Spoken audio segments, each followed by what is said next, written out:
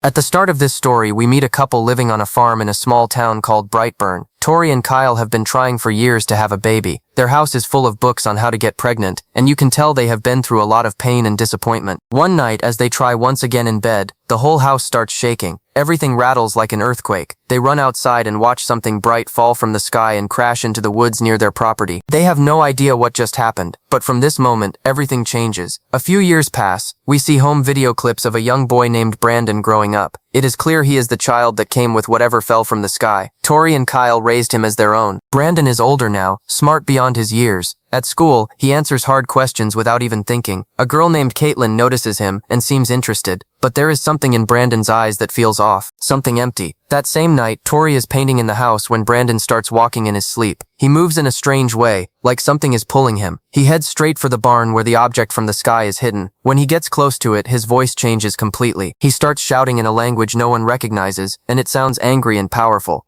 Tori runs down and shakes him awake. Suddenly he is normal again, like nothing ever happened. The next morning, Brandon tries to start the lawnmower, but it will not turn on. Frustrated, he picks the whole thing up and throws it across the yard with strength no kid should have. Then he walks over to the spinning blade and sticks his hand right into it. The blade stops. His hand is perfectly fine, not a scratch. It is clear now that Brandon is not like other children. Later that day, the family goes out to eat. Everything seems fine until Noah gives Brandon a toy gun as a joke. Kyle gets upset immediately and says there will be no guns in their house. Kyle takes the gun from Brandon, but Brandon stubbornly refuses to let the matter go. There is something stubborn and angry burning in his eyes. The mood gets uncomfortable, and they all leave the restaurant early. A waitress watches them go, and even she seems to sense that something is not right with this family. The next morning, Kyle tries to talk to Brandon, but his son feels distant. Then Kyle notices something that makes his stomach drop. Brandon is chewing on a metal fork, and his teeth are not even bending. Kyle stays calm on the outside, but inside he is starting to get scared. To try and understand what is happening, Kyle takes Brandon hunting. He teaches him how to hold a rifle and tries to talk to him about growing up. Kyle wants his son to be normal, but Brandon barely reacts. That same night, Brandon shows up outside Caitlin's bedroom window. He just stands there, staring at her. Inside, Caitlin is listening to music when she suddenly feels like someone is watching. She gets scared and slams the laptop shut. Her mother, who is the same waitress from the restaurant, runs into the room and asks what is wrong. Caitlin is too frightened to even speak. Back at the farm, Noah and Tori are looking for Brandon. They finally find him acting like nothing is wrong, but Tori is starting to feel uneasy. The next day at school, the teacher talks to Tori while Brandon sits nearby drawing in his notebook. When Tori glances at the page, she sees disturbing images, strange symbols, dark sketches, and what looks like blood. She asks him what he is drawing, but Brandon just closes the book and walks away without answering. When they get home, Kyle finds Brandon scaring the chickens in the yard. He asks his son if everything is okay, and Brandon says yes. They go inside together, but later that day, Tori and Kyle discover all the chickens have been killed. There is blood everywhere. At first, Tori thinks maybe a wild animal did it, but Kyle points out that no animal could break the lock and rip the door off like that. He does not finish the sentence, but both of them are thinking the same thing. The next day at school, the kids are doing a trust exercise where one person falls backward and the other catches them. When it is Brandon's turn, Caitlin looks terrified. She remembers him standing outside her window. She refuses to catch him. The whole class goes quiet. Brandon smiles, but it is not a normal smile. It is cold and unsettling. The coach forces Caitlin to do it anyway. As she reaches out to grab his hand, Brandon squeezes her wrist so hard that everyone hears the bones crack. Caitlin screams. Brandon's face stays blank, like he feels nothing at all. Later in the school office, Tori apologizes to Caitlin's mother and calls it an accident, but the mother is furious. She wants Brandon arrested. The sheriff says he is just a kid and will have to go to some counseling sessions.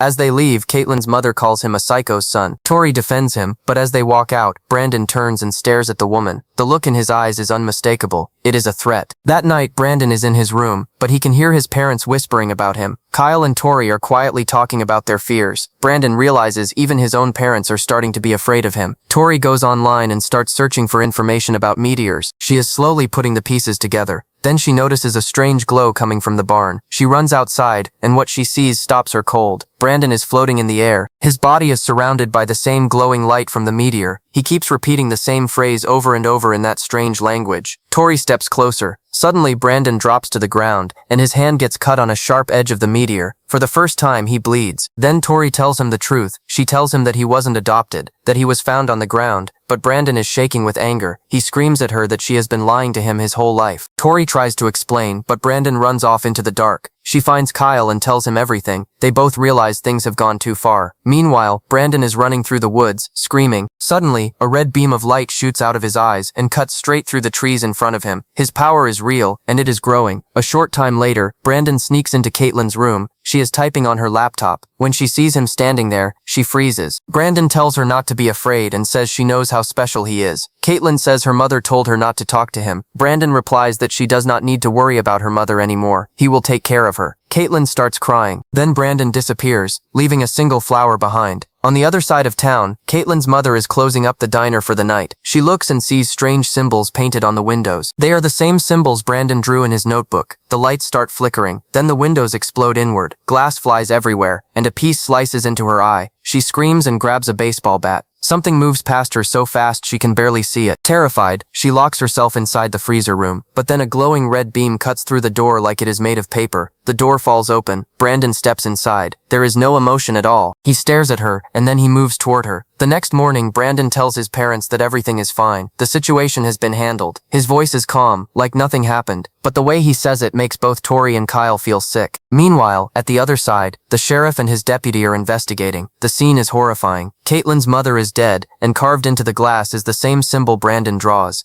Later that day, Brandon's Aunt Marilee tries to talk to him. She wants him to open up, but Brandon stays silent and cold. There is no guilt in his eyes. For the first time, Marilee starts to wonder if she should go to the police. That evening, Kyle is at a bar with some friends. He is broken inside. He talks about what happened to Caitlin's hand, and then he says the words out loud for the first time. I think my son is a monster. At the same time, Marilee is at home when the lights start flickering. Brandon suddenly appears in her house. He tells her not to go to the police. It will not be good for anyone. Marilee tells him to leave. Brandon walks away for a moment, but then he comes back wearing a strange dark costume and hides in her closet. A little while later, Noah arrives home. He catches Brandon and drags him out of the house. He is furious and says he is going to tell his parents everything. But as Noah tries to push Brandon into the seat, Brandon shoves him so hard he slams into the garage door. Noah falls to the ground. Terrified, he jumps into the truck and speeds off, but the truck starts acting strange. The steering wheel turns on its own. The engine cuts out. Noah realizes he is not running from a kid. He is running from something unstoppable. Brandon appears standing in the middle of the road. Noah screams. In the next moment, Brandon lifts the entire truck off the ground. It floats in the air for a few seconds, and then he slams it down onto the road. The truck shattered. Inside, Noah is badly hurt. Brandon walks over slowly. There is no anger on his face, just calm. He kneels down and uses Noah's blood to draw that same symbol in the dirt. Then he walks away. Brandon comes home later that night acting completely normal. He says he was playing football. When Tori asks where his shirt is, he says kids at school were bullying him. Kyle is starting to feel real fear. That night, Kyle has a nightmare about the night Tori found baby Brandon inside the crashed meteor. The dream turns dark. Young Brandon's eyes glow red. Then Kyle wakes up. He and Tori rush to the hospital. Marilee is there, crying. She tells them Noah is dead, and that Brandon came to her house that night. Now everything is starting to connect. The dead chickens, Caitlin's broken wrist, the murder at the diner, and now Noah. Kyle finally accepts the truth. Their son is not human, and if they do not stop him, he will only get more dangerous. The next morning, Kyle and Tori sit Brandon down and tell him that Noah is dead. Brandon just says okay. No sadness, no shock. Kyle accuses Brandon of being involved in everything. Tori tries to calm things down, but Brandon's anger explodes. He shoves Kyle so hard he crashes through the pantry doors. Tori sends Brandon out of the room. A little while later, Kyle finds Brandon's shirt covered in blood. He hides it quietly. Kyle shows the bloody shirt to Tori, but she still refuses to believe it. A mother's heart does not want to accept that her child is guilty. Meanwhile, the sheriff is investigating the place where Noah died. He finds the same symbol that was at the diner. The next day, Kyle makes a choice. He takes Brandon hunting. They walk through the forest, tracking deer.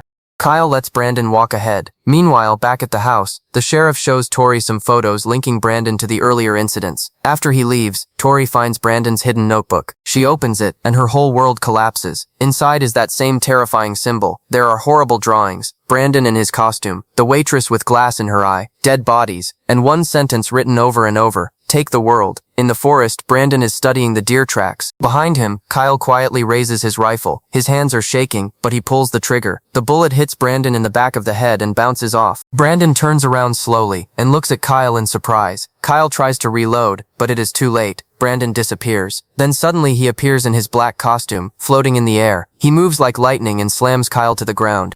Kyle tries to apologize, but there is no feeling in Brandon's face. In the next second, a red beam shoots from his eyes and goes straight through Kyle's head. Everything ends in an instant. At home, Tori keeps calling Kyle over and over, but no one answers. Finally, the phone connects, but it is Brandon on the other end. Tori asks where his father is. Brandon tells her calmly that Kyle is gone and that he is coming home. Then the call ends. Seconds later, Brandon crashes into the house at full speed. Walls explode. Furniture is smashed to pieces. The entire house is being destroyed from the inside. Tori dials 911, but the line goes dead. The sheriff and his deputy arrive and see the house in ruins. Tori stumbles outside, but Brandon drops from the sky and attacks the sheriff. Blood sprays into the air. Tori screams. She and the deputy run back inside. Upstairs, Tori hides while the deputy calls for support. Suddenly, Brandon appears in front of her. Then he vanishes. Then he shows up behind her. A second later, her scream echoes through the house, and then everything goes silent. Tori hears it all. When she gets the chance, she jumps out the window. She hits the ground hard and gets hurt, but she is alive. Fighting through the pain, she crawls toward the barn. Inside, she sees the meteor that once cut Brandon's hand. She breaks off a sharp piece of the stone. She also sees the horribly torn apart body of the diner waitress. Tori grips the sharp piece tightly and calls out for Brandon. Within moments, Brandon floats into the barn wearing his black hooded costume. Tori's voice softens. She tells him she loves him more than anything, that he is her son, her whole world. Gently, she removes his hood. Brandon's eyes look innocent. They hug each other. In that moment, Tori tries to stab him with the sharp stone, but Brandon grabs her hand instantly. He throws the stone away. Anger flashes across his face. He grabs Tori and flies up into the sky. Higher and higher they go, until the farmhouse below looks like a tiny dot. Brandon looks at her one last time and lets her go. Tori falls, screaming, and crashes to the ground. Brandon stays in the air. Just then, an airplane flies toward the same direction. The next day, the news reports that a plane crashed into the farmhouse, killing everyone inside. Everything is being called an accident. Brandon sits calmly eating a cookie. There is fake innocence on his face, but his eyes are completely empty. Then we see flashes from different parts of the world. Cities burning, buildings falling, millions of people dying. Brandon is no longer just a child. He has become a threat to the entire world. What did you think of this story? Drop your thoughts in the comments, and make sure to subscribe so you do not miss the next one.